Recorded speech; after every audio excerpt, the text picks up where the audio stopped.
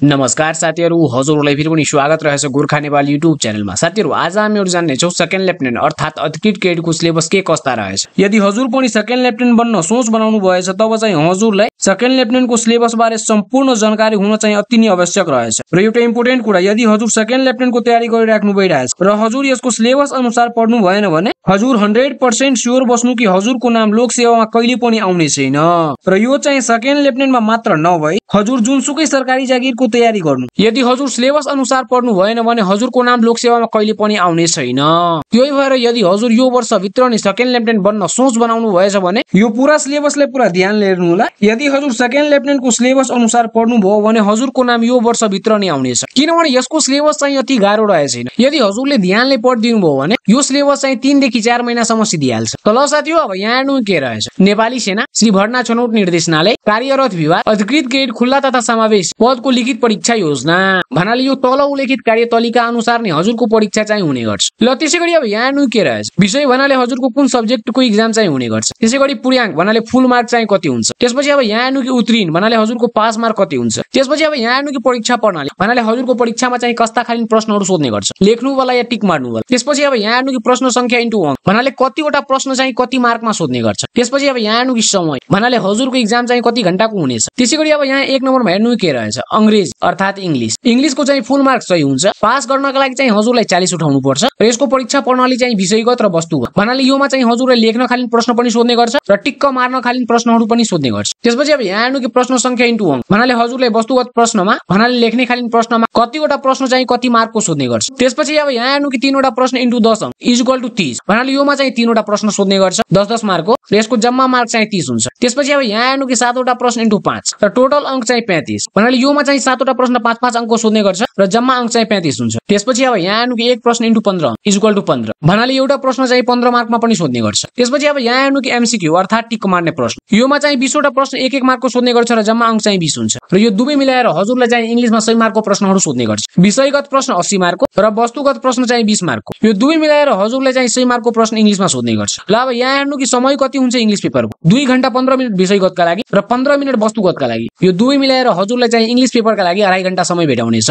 ल साथीहरु, यहाँसम्म सबैजना क्लियर भइहाल्नु भयो। अब नम्बर 2 मा हेर्नु कि नेपाली यसको पूर्णांक सही हुन्छ, उत्तीर्ण चाहिँ 40 मा। त्यसैगरी परीक्षा प्रणाली विषयगत र वस्तुगत भन्नाले योमा पनि लेख्नु वाला र टिक्क मार्नु वाला दुवै प्रश्नहरु सोध्ने गर्छ। त्यसपछि अब यहाँ हेर्नु कि प्रश्न संख्या इन्टु अंक भन्नाले कति मार्कमा चाहिँ कतिवटा प्रश्नहरु सोध्ने गर्छ। सबैभन्दा पहिले यहाँ हेर्नु कि 5 वटा प्रश्न 4-4 अंकको सोध्ने गर्छ र जम्मा अंक चाहिँ 20। त्यसपछि 2 वटा प्रश्न 10-10 अंकको र जम्मा अंक चाहिँ 20। त्यसपछि अब यहाँ तल हेर्नु कि 8 वटा प्रश्न इन्टु 5 भन्नाले 8 वटा प्रश्न 5-5 अंकको सोध्ने गर्छ र जम्मा अंक चाहिँ 40 हुन्छ। र यो सबै मिलाएर हजुरलाई चाहिँ नेपालीमा विषयगत प्रश्न 80 मार्कको सोध्ने गर्छ। त्यसपछि अब यहाँ हेर्नु कि वस्तुगत प्रश्न भन्नाले टिक्क मार्न प्रश्नमा चाहिँ कतिवटा प्रश्न सोध्ने गर्छ र कति मार्कमा सोध्ने गर्छ। योमा चाहिँ 20 वटा प्रश्न 1-1 मार्कको सोध्ने गर्छ र जम्मा अंक चाहिँ 20 हुन्छ। भन्नाले हजुरलाई चाहिँ नेपालीमा 20 वटा प्रश्न सोध्ने गर्छ 1-1 मार्कको टिक्क मार्नु होला। त्यसपछि अब यहाँ हेर्नु कि समय कति हुन्छ 2 घण्टा 15 मिनेट विषयगतका लागि र 15 मिनेट चाहिँ वस्तुगतका लागि। यो दुवैलाई मिलाएर हजुरलाई चाहिँ जम्मा 2.5 घण्टाका समय भेटाउनेछ नेपाली पेपरका लागि पनि। त्यसपछि नम्बर 3 मा हेर्नु के रहेछ गणित अर्थात म्याथमेटिक्स। म्याथ्समा चाहिँ हजुरको फुल मार्क सही हुन्छ र पास चाहिँ 40 मा। त्यसपछि अब यहाँ हेर्नु कि हजुरलाई चाहिँ कस्ता प्रश्नहरु सोध्ने गर्छ। विषयगत र वस्तुगत भन्नाले योमा पनि लेख्नु वाला र टिक्क मार्नु वाला दुवै प्रश्नहरु सोध्ने गर्छ। त्यसपछि अब यहाँ हेर्नु कि प्रश्न संख्या इन्टु अंक योमा चाहिँ हजुरलाई विषयगत प्रश्नमा 12 वटा प्रश्न 2-2 अंकको सोध्ने गर्छ र जम्मा अंक चाहिँ 24 हुन्छ। त्यसपछि अब यहाँ हेर्नु कि 14 वटा प्रश्न सोध्ने गर्छ 4-4 अंकको र जम्मा अंक चाहिँ 56 हुन्छ। यो दुवै मिलाएर चाहिँ 80 पुगिहाल्छ। 24 + 56 इक्वल टु 80। त्यसपछि अब यहाँ हेर्नु कि टिक्क मार्नमा चाहिँ 20 वटा प्रश्न सोध्ने गर्छ 1-1 मार्कको र जम्मा अंक चाहिँ 20 हुन्छ। र यो दुवै मिलाएर हजुरलाई चाहिँ 100 अंकको प्रश्न सोध्ने गर्छ म्याथ्समा। त्यसपछि अब यहाँ हेर्नु कि यसको टाइम पनि 2.5 घण्टा रहेछ। 2 घण्टा 15 मिनेट विषयगतका लागि र 15 मिनेट चाहिँ वस्तुगतका लागि। दुवै मिलाएर 2 घण्टा 30 मिनेट भन्नाले 2.5 घण्टा। त्यसपछि अब नम्बर 4 मा हेर्नु के रहेछ सामान्य ज्ञान अर्थात जनरल नलेज। यसको पूर्णांक हुन्छ 100, उत्तीर्ण हुन्छ 40 मा। त्यसपछि अब यहाँ हेर्नु कि हजुरलाई चाहिँ जीकेमा कस्ता प्रश्नहरु सोध्ने गर्छ। वस्तुगत बहुविकल्पिक प्रश्न अर्थात एमसीक्यू भन्नाले योमा चाहिँ हजुरलाई मात्र टिक्क मार्ने प्रश्नहरु सोध्ने गर्छ। योमा चाहिँ हजुरलाई लेख्नु पर्दैन। त्यसपछि अब यहाँ हेर्नु कि योमा चाहिँ कतिवटा प्रश्न कति मार्कमा सोध्ने गर्छ। 100 वटा प्रश्न 1-1 मार्कको जम्मा अंक चाहिँ सही हुन्छ र जीके पेपरको समय चाहिँ 1.5 घण्टाको हुन्छ। त्यसपछि अब यहाँ हेर्नु के रहेछ लिखित परीक्षामा अंग्रेजी नेपाली। यो चाहिँ म हजुरलाई माथि सम्झाइदिए त्यही रहेछ कि हजुरलाई चाहिँ योमा प्रश्न कुन भाषामा सोध्ने गर्छ। इंग्लिश र नेपाली दुवै भाषामा चाहिँ सोध्ने गर्छ।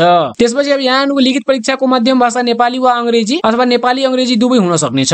त्यसपछि नम्बर 3 मा हेर्नु के रहेछ यो चाहिँ हजुरहरुको लागि चाहिँ यति इम्पोर्टेन्ट रहेछ हैन योमा चाहिँ यति टाइम वेस्ट गर्नु परेन ल अब तल हेरौँ कि हजुरका सिलेबस चाहिँ के कस्ता रहेछ हजुरलाई चाहिँ कहाँबाट कस्ता कस्ता प्रश्नहरु सोध्ने गर्छ ल सबैभन्दा पहिला यहाँ हेर्नु कि हजुरलाई इंग्लिशमा के कस्ता प्रश्नहरु सोध्ने गर्छ र कहाँबाट चाहिँ कति मार्कको प्रश्नहरु सोध्ने गर्छ सबैभन्दा पहिला युनिट 1 ग्रामर योमा चाहिँ 20 वटा प्रश्न एक एक मार्कको सोध्ने गर्छ र जम्मा अंक चाहिँ 20 हुन्छ ल अब यहाँ हेर्नु कि ग्रामरमा हजुरलाई के सोध्ने गर्छ आर्टिकल्स त्यसपछि transformations negations yes no questions and WH questions त्यसपछि क्वेशन ट्याग्स त्यसपछि अब तल हेर्नु मोस्ट फ्रिक्वेन्ट इंग्लिश प्रिपोजिसन जस्ता कि at by from for in of on to with योहरुको प्रयोग चाहिँ कहाँ गर्ने कस्ता ठाउँमा चाहिँ योहरुको प्रयोग हुन्छ योहरु चाहिँ राम्रोसित पढेर जाउनु होला तर टेन्सन लिनु पर्ने कुरा रहेछ छैन साथी हो यो सबै सिधै पछि म हजुरहरुको लागि यसका इजी ट्रिक्सहरु पनि लिएर आउने छु यस्ता ट्रिकहरु जुन ट्रिकले हजुरलाई चाहिँ यो सबै कुरा याद गर्न चाहिँ इजी होस् सबै थोक स्टेप बाइ स्टेप म हजुरहरुको लागि लिएर आउने छु ल अब यहाँ हेर्नु के रहेछ डाइरेक्ट एन्ड इनडाइरेक्ट स्पीच त्यसपछि अब तल हेर्नु के रहेछ the voice system in English active and passive त्यसपछि अब तल हेर्नु के रहेछ कन्जेस्टिभ अर्थात have get make let and conditional sentence त्यसपछि tense aspect system in English त्यसपछि subject verb agreement in English र सबैभन्दा लास्टमा युज कन्जक्सन्स जस्ता कि and because of so that so but etc यस्ता प्रश्नहरु चाहिँ हजुरलाई सेकेन्ड लेफ्टिनेन्टको इंग्लिश ग्रामरमा चाहिँ सोध्ने गर्छ त्यसपछि युनिट 2 मा हेर्नु के रहेछ ट्रान्सलेसन योमा चाहिँ दुईवटा प्रश्न 5-5 अंकको सोध्ने गर्छ र जम्मा अंक चाहिँ 10 हुन्छ ल अब त्यसैगरी अब यहाँ तल हेर्नु के रहेछ translation from English to Nepali भन्नाले इंग्लिशलाई नेपालीमा कन्भर्ट गर्नुपर्छ योमा चाहिँ हजुरलाई 50 देखि 60 अंकको एउटा प्रश्नहरु दिनेछ र त्यो प्रश्न चाहिँ इंग्लिशमा हुन्छ र इंग्लिशमा सोधेको प्रश्नलाई हजुरलाई चाहिँ नेपालीमा कन्भर्ट गर्नुपर्छ त्यसैगरी अब नम्बर 2 मा हेर्नु के रहेछ translation from Nepali to English यहाँ पनि हजुरलाई 50 देखि 60 वर्गको प्रश्न नेपालीमा सोध्ने गर्छ र त्यसलाई चाहिँ इंग्लिशमा कन्भर्ट गर्नुपर्छ त्यसपछि युनिट 3 मा हेर्नु के रहेछ कम्प्रिहेन्सन योमा चाहिँ 15 मार्कको एउटा प्रश्न सोध्ने गर्छ र जम्मा अंक चाहिँ 15 हुन्छ त्यसपछि अब यहाँ हेर्नु के लेखेछ a comprehension passage will be given the passage will be content about 300 word from which 5 question will be asked भन्नाले योमा चाहिँ हजुरलाई 300 वर्ड का एउटा पैसेज दिने गर्छ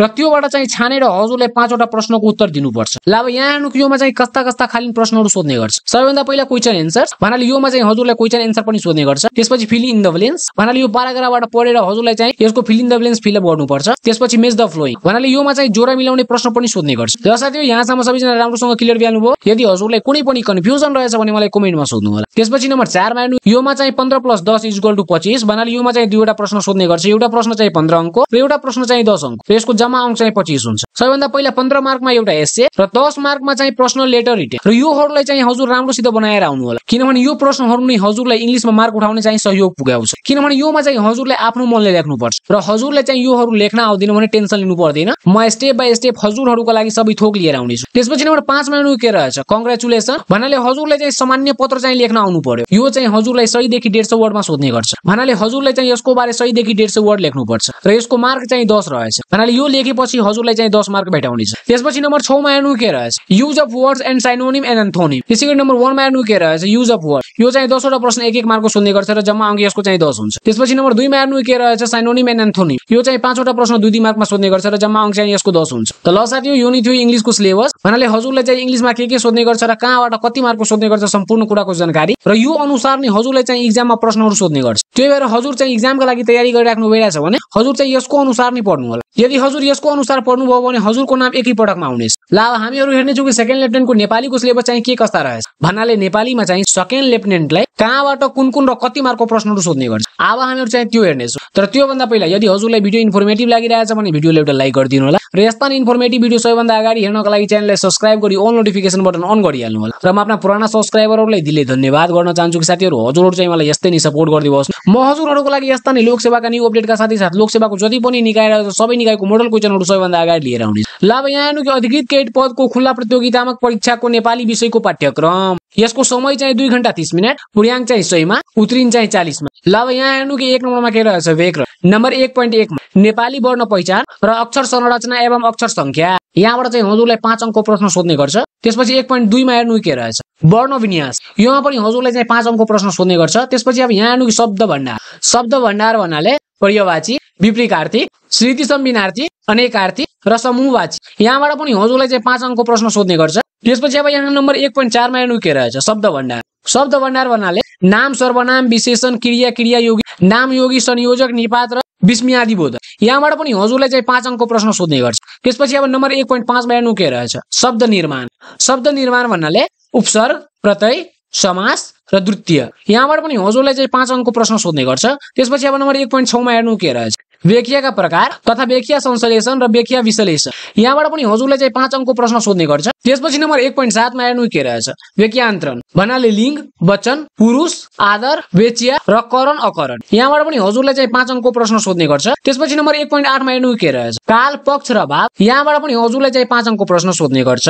ल यहाँसम्म सबैजना राम्रोसँग क्लियर गर्नुभयो कि हजुरलाई चाहिँ व्याकरणमा कहाँबाट र कस्ता कस्ता प्रश्नहरू सोध्ने गर्छ र कति मार्कमा प्रश्नहरू सोध्ने गर्छ। यदि हजुरलाई कुनै पनि डाउट रहेछ भने मलाई कमेन्टमा सोध्नु होला। त्यसपछि नम्बर 2 मा हेर्नु के रहेछ, बोध र व्यक्ति। नम्बर 2.1 बोध। ल अब यहाँ हेर्नु, नेपाली भाषामा लेखिएको 250 देखि 300 शब्दसम्मको कुनै एक गन्धस्दी तथ्यपरक निष्कर्षतमक अनुमानतमक र सन्दर्भ बोधक 4 प्रश्न शब्द र वा पदावलीको अर्थ लेखे गरी एक प्रश्न सोध्ने। भन्नाले हजुरलाई चाहिँ 200 देखि 300 वर्डको एउटा पेसेज दिनेछ र त्यहाँबाट चाहिँ हजुरलाई प्रश्नहरू सोध्नेछ र त्यो प्रश्नको उत्तर दिए बापत चाहिँ हजुरलाई 10 अङ्क प्राप्त हुन्छ। त्यसपछि अब यहाँ नम्बर 2.2 मा हेर्नु के रहेछ, बुझा टिपोट। नेपाली भाषामा लेखिएको 130 देखि 150 शब्दसम्मको कुनै एक गन्धस्दी 5 वटा बुढा टिप्ने लेख्न लगाउने। भन्नाले हजुरलाई चाहिँ 130 देखि 150 सम्म वर्डको एउटा प्याराग्राफ दिन्छ र त्यहाँबाट चाहिँ हजुरले 5 वटा बुढा टिप्नु पर्छ र त्यसको अनुसारमा चाहिँ हजुरले त्यहाँ व्याख्या पनि गर्नुपर्छ। सबै साथीहरूलाई चाहिँ जानकारी होला कि बुझा टिपोट भन्नाले के हो, किनभने यो चाहिँ 8, 9, 10 कक्षामा सोध्ने प्रश्नहरू हो र त्यसका साथै साथ कक्षा 11, 12 मा पनि सोध्ने गर्छ यो प्रश्नहरू। त्यसपछि अब नम्बर 2.3 मा हेर्नु के रहेछ, संक्षेपीकरण। नेपाली भाषामा लेखिएको 130 देखि 150 वर्डसम्म कुनै एक अनुच्छेद दिई संक्षेपीकरण गर्न लगाउने। भन्नाले हजुरलाई चाहिँ 130 देखि 150 वर्डसम्मको कुनै एउटा अनुच्छेद दिनेछ र त्यसलाई चाहिँ हजुरलाई सानो पारी लेख्नुपर्छ र यो प्रश्नको उत्तर दिए बापत हजुरलाई चाहिँ 5 अङ्क प्राप्त हुन्छ। त्यसपछि नम्बर 2.4 मा हेर्नु के रहेछ, निबन्ध लेखन। विभिन्न प्राकृतिक अर्थात् आत्मपरक र वस्तुपरक का 2 शीर्षक दिई कुनै एक विषयमा 250 देखि 300 वर्डसम्मका निबन्ध लेख्न लगाउने र निबन्ध लेखनको उत्तर दिए बापत चाहिँ हजुरलाई 10 अङ्क प्राप्त हुन्छ। त्यसपछि अब नम्बर 2.5 मा हेर्नु के रहेछ, अनुच्छेद लेखन। कुनै 2 शीर्षक दिई एक शीर्षकमा 130 देखि 150 वर्डसम्मका अनुच्छेद लेख्न दिने। भन्नाले हजुरलाई चाहिँ 2 वटा शीर्षक दिएको हुन्छ र त्यहाँबाट चाहिँ हजुरले एउटा शीर्षकमा मात्र 130 देखि 150 वर्डसम्म लेख्नुपर्छ र यो लेखे बापत चाहिँ हजुरलाई 5 अङ्क प्राप्त हुन्छ। त्यसपछि अब नम्बर 2.6 मा हेर्नु के रहेछ, पत्र रचना। घरियासी पत्र र कार्यालय पत्र लेख्ने सम्बन्ध 2 प्रश्न दिने, कुनै एकको उत्तर लेख्न दिने। भन्नाले हजुरलाई चाहिँ घरेलु पत्र अथवा कार्यालय पत्र लेख्न दिन्छ। भन्नाले हजुरलाई चाहिँ 2 वटा प्रश्न दिन्छ र त्योबाट चाहिँ हजुरले एउटा प्रश्नको उत्तर मात्र दिनु छ र यसको उत्तर दिए बापत चाहिँ हजुरलाई 5 अङ्क प्राप्त हुन्छ। त्यसपछि अब नम्बर 2.7 मा हेर्नु के रहेछ, प्रतिवेदन लेखन। कुनै एक समसामयिक विषय जस्ता कि घटना, समारोह, भ्रमण मा 180 देखि 200 वर्डसम्म प्रतिवेदन लेख्न दिने। भन्नाले हजुरलाई चाहिँ समसामयिक कुराहरूमा प्रतिवेदन लेख्नुपर्छ जस्ता कि घटना, समारोह र भ्रमण। त्यही भएर साथी हो, यदि हजुर लोकसेवाको तयारी गरिराख्नु भइरहेछ भने हजुर चाहिँ समसामयिकमा पनि राम्रै ध्यान दिनु होला, किनभने लोकसेवामा चाहिँ समसामयिकबाट धेरै क्वेशनहरू सोध्ने गर्छ। त्यसपछि अब यहाँ 2.8 मा के रहेछ, विक्रेता र वाद विवाद लेखन। कुनै शीर्षकमा विक्रेता र वाद विवाद सम्बन्धी छुट्टा छुट्टै एक एक प्रश्न सोधी कुनै एक प्रश्नको उत्तर लेख्न दिने। भन्नाले यो 2 वटा चाहिँ हजुरलाई प्रश्नहरू सोध्ने गर्छ तर हजुरलाई चाहिँ मात्र एउटा प्रश्नको उत्तर दिनु छ र यसको उत्तर दिए बापत चाहिँ हजुर 5 अङ्क प्राप्त गर्न सक्नुहुन्छ। त्यसपछि अब यहाँ तल हेर्नु के रहेछ, मनोवाद लेखन। कुनै एक शीर्षकमा यो प्रश्न चाहिँ हजुरलाई 5 अङ्कमा सोध्ने गर्छ। त्यसपछि अब तल हेर्नु के रहेछ, 2.10 मा भाव विस्तार। योबाट पनि हजुरलाई चाहिँ 5 अङ्कको प्रश्न सोध्ने गर्छ।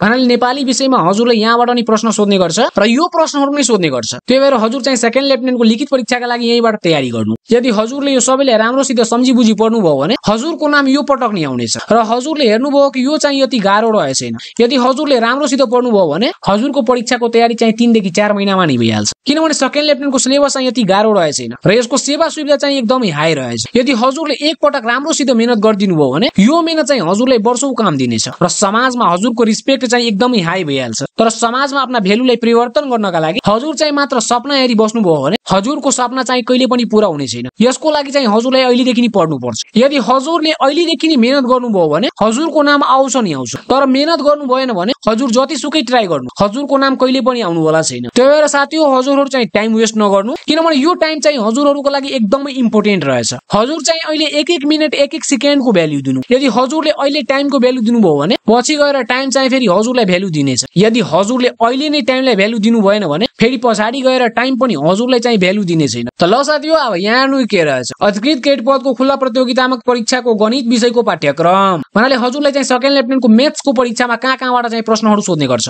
र कति अङ्कको प्रश्नहरू सोध्ने गर्छ। यसको टाइम चाहिँ 2 घण्टा 30 मिनेट र पूर्णाङ्क भन्नाले फुल मार्क चाहिँ 100 हुन्छ, उत्तीर्ण भन्नाले पास मार्क चाहिँ 40 हुन्छ। ल अब यहाँ हेर्नु कि गणितमा चाहिँ कहाँबाट र के प्रश्नहरू सोध्ने गर्छ। सबैभन्दा पहिला सेट अर्थात् समूह, concept of set and use the Venn diagram अर्थात् समूहको धारणा र भेन चित्रको प्रयोगबाट समूह सम्बन्धी समस्या। त्यसपछि नम्बर 2 मा हेर्नु के रहेछ अर्थमेटिकल अर्थात अंगणी। यहाँबाट चाहिँ हजुरलाई profit and loss, discount and VAT अर्थात नाफा नोक्सान, छुट र भ्याट। त्यसपछि यसको 2.2 मा हेर्नु के रहेछ सिम्पल इन्ट्रेस्ट अर्थात annual, population growth and depreciation अर्थात साधारण ब्याज वार्षिक, यसका साथै साथ जनसंख्या वृद्धि र मिश्रित दर। त्यसपछि नम्बर 3 मा हेर्नु के रहेछ मेजुरेशन्स अर्थात क्षेत्रमिति। 3.1 मा problem on lateral surface area, total surface area and volume of equilateral triangle base prism अर्थात सम्भावित त्रिभुजीकरण, प्रजमको सतहको क्षेत्रफल, पूरा सतहको क्षेत्रफल र आयत सम्बन्धी समस्याहरू। त्यसपछि नम्बर 4 मा हेर्नु के रहेछ अल्जेब्रा अर्थात बीजगणित। यसको 4.1 मा हेर्नु के रहेछ highest common factor and lowest common factor 2 और 3 expressions, simplifications of algebraic fraction अर्थात मसल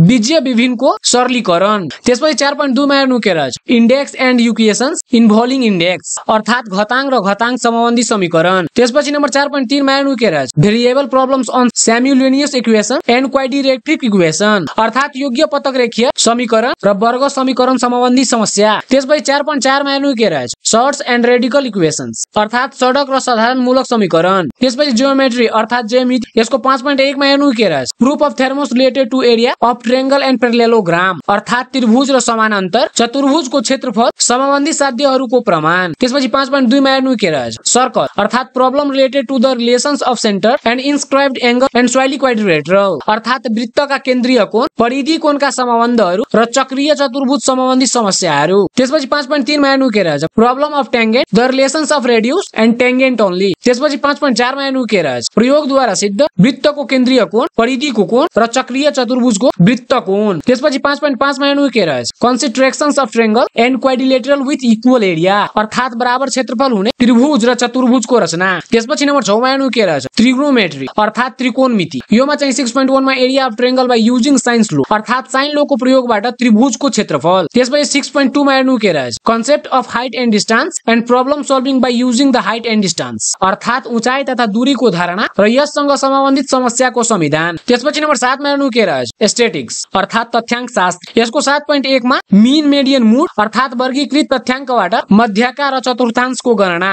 त्यसपछि सबैभन्दा लास्ट मा हेर्नु के रहेछ प्रोबेबिलिटी अर्थात सम्भाव्यता। यसका 8.1 मा additional law of mutually and multiplicative law of dependent events अर्थात परस्परिक निषेधक घटनाहरूको जोड सिद्धान्त र अनक्षिप्त घटनाहरूको गुण र सिद्धान्त। त्यसैगरी अब सबैभन्दा लास्टमा हेर्नु के रहेछ 8.2 problem on dependent event and probability tree diagram अर्थात परडक्षिक घटना र सम्भाव्यता वृक्ष चित्र सम्बन्धी समस्या। त ल साथीहरु यो नै थियो सेकेन्ड लेफ्टिनेन्टको म्याथ्सको सिलेबस। हजुरलाई चाहिँ योहरुबाट नि प्रश्नहरु सोध्ने गर्छ म्याथ्समा। यदि हजुरले यति मात्र पुरा ध्यानले पढिदिनु भयो भने हजुरको नाम यो पटक कसरी आउँदैन म पनि हेर्छु। र यो चाहिँ मात्र सिलेबस रहेछ। यसलाई चाहिँ हामीहरु विस्तार रूपमा स्टेप बाइ स्टेप पढ्ने पनि छ। र यो सबैले चाहिँ हजुर के गर्नु कि हजुर आफ्ना कापीमा लेखिहाल्नु। कापीमा लेख्दाखेरि के हुन्छ यो सबै थोक चाहिँ हजुरलाई याद भइहाल्छ। अब धेरै साथीहरुले चाहिँ के गर्नुहुन्छ कि यो सिलेबसको चाहिँ फोटोकपी गराइहाल्छ। तर त्यस्ता नगर्नु होला। यदि हजुर यसको फोटोकपी गराएर ल्याउनुहुन्छ भने मलाई यसको बारे पनि जानकारी रहेछ कि कुनै साथीहरुले चाहिँ फेरि सिलेबसलाई उल्टाएर पढ्दिन। यो फोटोकपी त्यतिकै साइडमा फलाएको हुन्छ। तर हजुर चाहिँ यो सबै सिलेबसलाई एकपटक राम्रोसित कपीमा लेख्नु भयो भने हजुरलाई यो सबै थोक चाहिँ याद भइहाल्छ।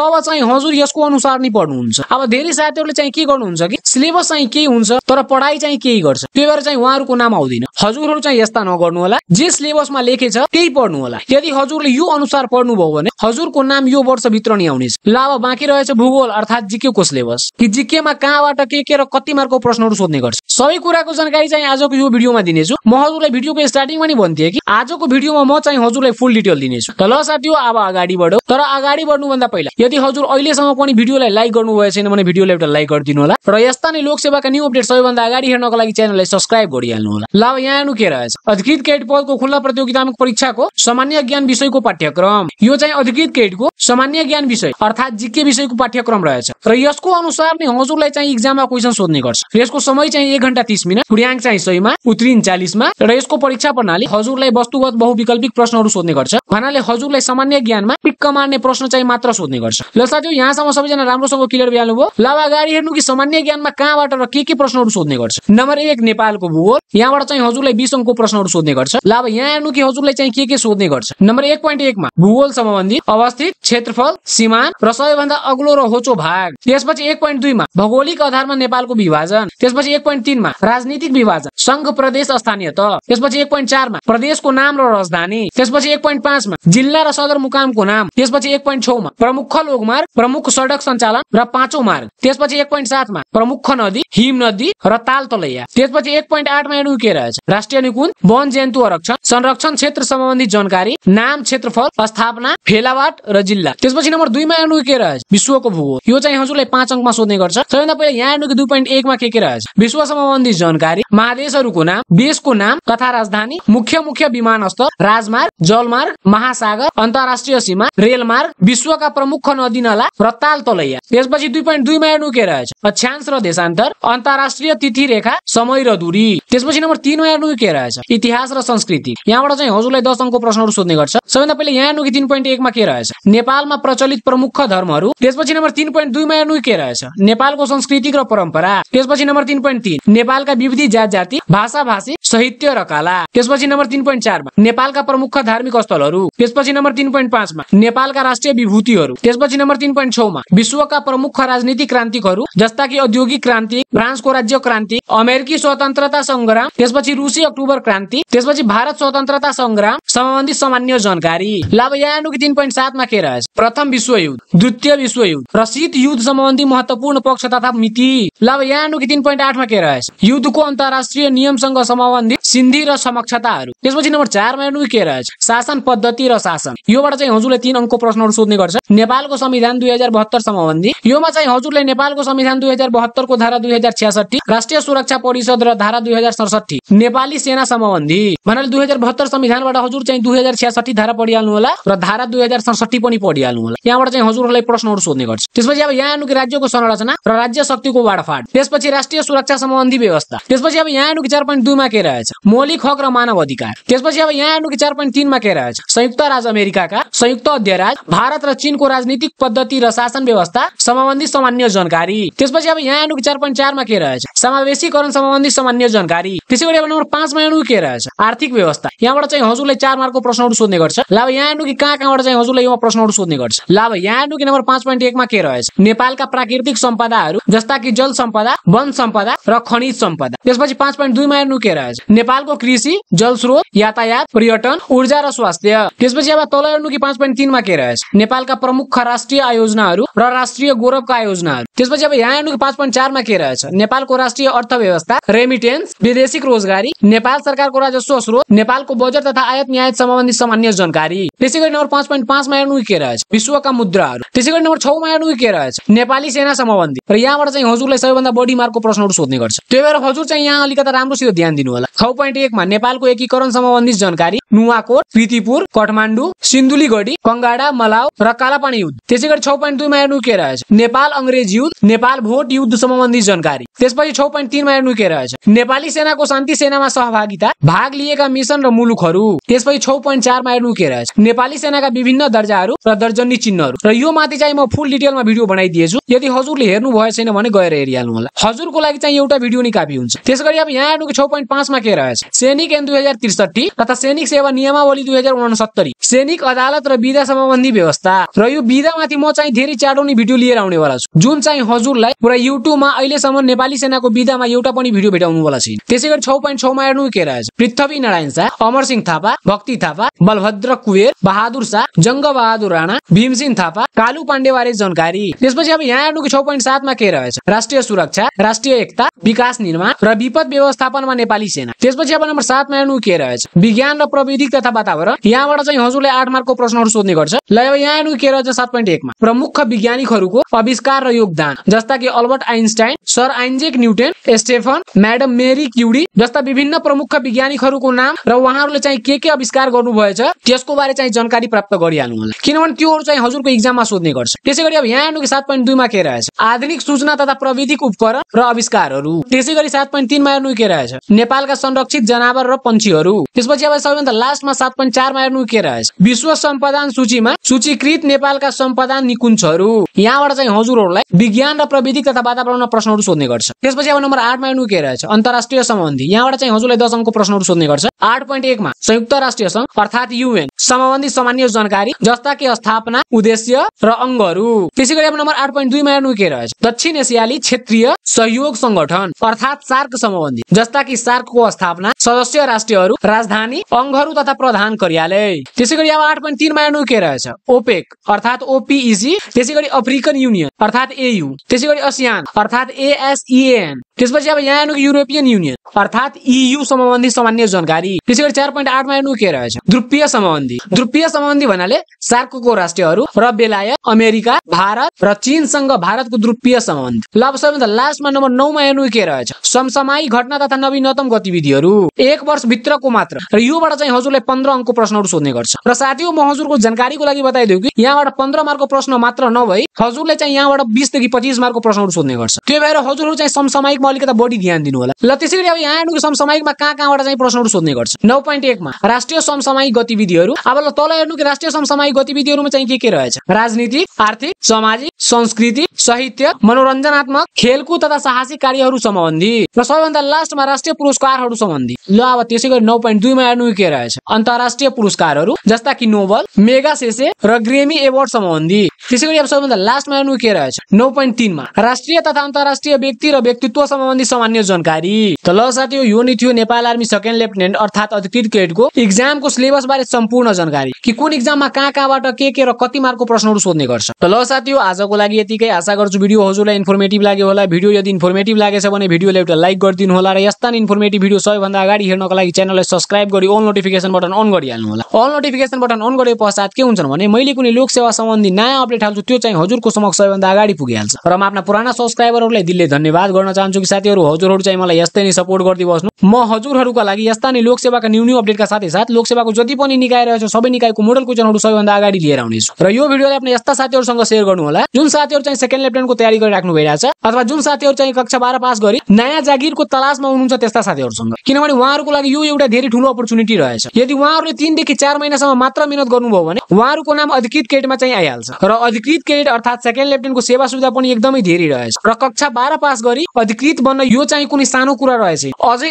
आर्मीको सेकेन्ड लेफ्टिनेन्ट बने पश्चात हजुरको आफ्नो सोसाइटीमा रिस्पेक्ट अझै हाई भइहाल्छ र हजुर 21 वर्षको एजमा नै आफ्नो अगाडि पछाडि बडीगार्ड बोकेर घुम्न सक्नुहुन्छ। योमा जागिर भएपछि हजुरलाई चाहिँ बस्नको लागि एउटा पर्सनल घर दिनेछ, चढ्नको लागि चाहिँ गाडी दिनेछ, हजुरको अगाडि पछाडि बडीगार्ड हुनेछ। यतिको सुविधा चाहिँ हजुरलाई कुनै निकायमा भेटाउनु होला छैन। यदि हजुर यो वर्ष भित्र जागिर खान चाहनुहुन्छ भने हजुर यो सिलेबस अनुसार नै पढ्नु होला। यदि हजुरले यो सिलेबस अनुसार पढ्नुभयो भने हजुरको नाम एकै पटकमा आउनेछ। त ल साथीहरु आजको लागि यतिकै। फेरि भेटौँला यस्ता इन्फर्मेटिभ भिडियोको साथ धेरै नै चाँडो। तबसम्मको लागि नमस्कार।